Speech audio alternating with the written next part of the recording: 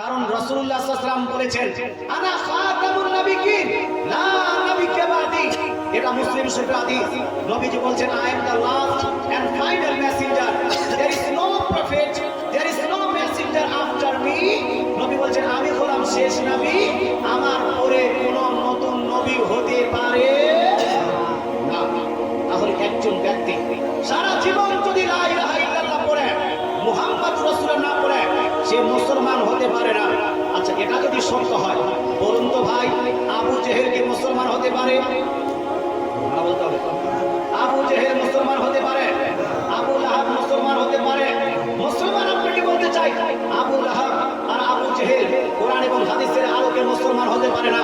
কিন্তু বাংলাদেশের কিছু বক্তা বলছে যে আবু জেহেল আর আবু লাহাব মুসলমান ছিল, বলেন নাউজুবিল্লাহ। মুসলমান এখানে স্টার্টিংটা কোথায় হয়েছে একটু বুঝাই, ইসলাম মশলা করব একটু বুঝাই। স্টার্টিং হয়েছে আজ থেকে প্রায় 10-15 বছর আগে। আকরামুজ্জামান নামে একজন বক্তা, এই বক্তা বলেছিল যে লা ইলাহা ইল্লাল্লাহর পাশে যদি কেউ মুহাম্মাদুর রাসূলুল্লাহ লিখে এটা শিরক হবে, বলেন নাউজুবিল্লাহ।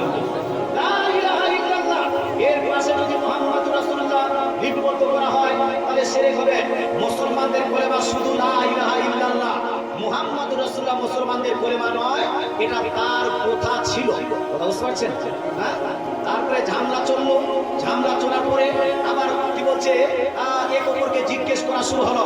এরপরে আসছে একজন বক্তা, এই বক্তার নাম হলো আব্দুর রাজ্জাক বিন ইউসুফ। কি নাম? আব্দুর রাজ্জাক বিন ইউসুফ।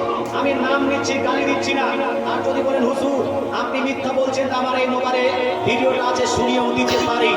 সম্মানিত মুসলিম সমাজ, আব্দুর রাজ্জাক বলছে যে আমি 6 মাস খোঁজাখুঁজি করলাম, 6 মাস যাচাই বাছাই করলাম, 6 মাস মেহনত করার পরেও লা ইলাহা ইল্লাল্লাহ মুহাম্মাদুর রাসূলুল্লাহ খুঁজেই পেলেন না।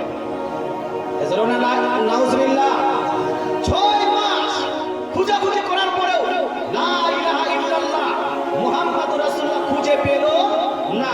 আচ্ছা বলুন তো, যেই ব্যক্তি বলবে যে আমি 6 মাস খোঁজাখুঁজি করার পরেও লা ইলাহা ইল্লাল্লাহ মুহাম্মাদুর রাসূলুল্লাহ খুঁজে পেলাম না, এই লা ইলাহা ইল্লাল্লাহর পক্ষে না বিপক্ষে? এই জোরে বলুন, বিপক্ষে না বিপক্ষে। ওই জন্য তো বলছে ভিডিওটা শুনে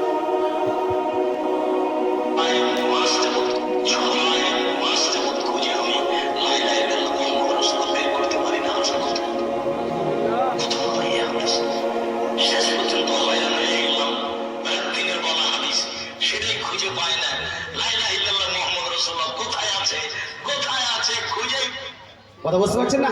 6 মাস খোঁজাখুঁজি করার পরে লা ইলাহা ইল্লাল্লাহ মুহাম্মাদুর রাসূলুল্লাহ খুঁজে পেল না। এরা হলো বিশাল বড় নাকি বক্তা।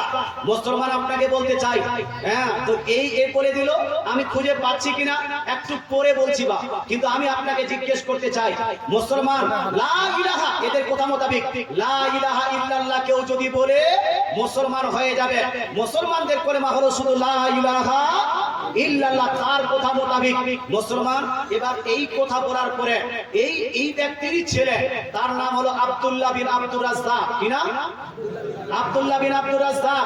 এই আবার মদিনা শরীফ থেকে গবেষণা করে আসলো, পড়াশোনা করার পরে এখানে বাংলাদেশে এসে বলছে, দেখছে বাপ তো ফতোয়া দিয়েছিল শুধু লা ইলাহা ইল্লাল্লাহ, আল্লাহকে মানলেই মুসলমান, নবীকে মানার কোনো প্রয়োজন নাই, আল্লাহকে মানলেই মুসলমান হয়ে যায়।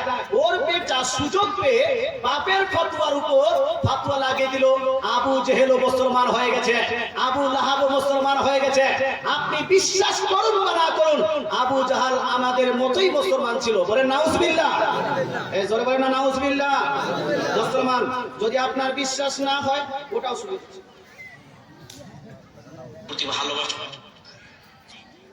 একটু জোরে আল্লাহুম্মা